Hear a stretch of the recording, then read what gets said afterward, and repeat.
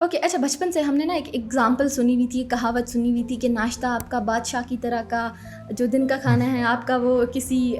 Worker की तरह का, और जो आपका डिनर है it should be like a slave. हाँ, कहते हैं कि भाई नाश्ता आप ना करो ना तो आप बहुत जल्दी बूढ़े हो जाओगे। मेरी मम्मा हमेशा यही कहती है, तुम कभी नाश्ता नहीं करोगे बूढ़े हो जाओगे। तो आई थिंक वो बड़ा सही कहती हैं, क्योंकि अगर हम उसको साइंस से रिलेट करते हैं ना, हमारा बॉडी का जो इंटरनल सिस्टम है ना वो हमारे सर्केडियन रिदम के साथ चलता है, जो कि सन की क्लॉक के साथ चलता है। सुबह 6 बजे 5 बजे सूरज ने निकल आना है, तब आपका कॉर्टिसोल लेवल हाई है, पीक पर है, तब आपका मेटाबॉलिज्म पीक पर है। अब जब आपका मेटाबॉलिज्म पीक पर था तब आपने अपने स्टमक को एम्प्टी रखा, तब आपने कुछ खाया नहीं, तो वो ऑब्वियसली जब आप अपने इंटरनल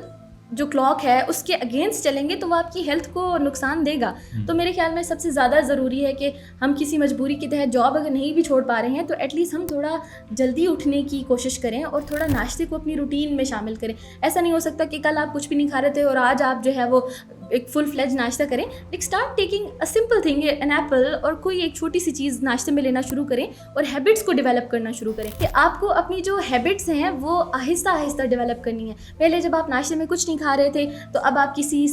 हेल्थ प्रोफेशनल से मिलकर आए हैं, तो ऐसा नहीं हो सकता कि अगले दिन आप बड़ा एक ट्रे नाश्ते की खा लेंगे। आपको कोई एक चीज़ ऐड करनी होगी अपने नाश्ते में, वो एक चीज़ से फिर 2, फिर 1.5, 2.5, जितना भी ऐसे बढ़ाते जाएंगे तो आपका एक पूरा वो बन जाएगा, आपका एक सिस्टम बन जाएगा कि आपकी बॉडी को पता होगा कि सुबह उठते ही मैंने कुछ ना कुछ खाना है।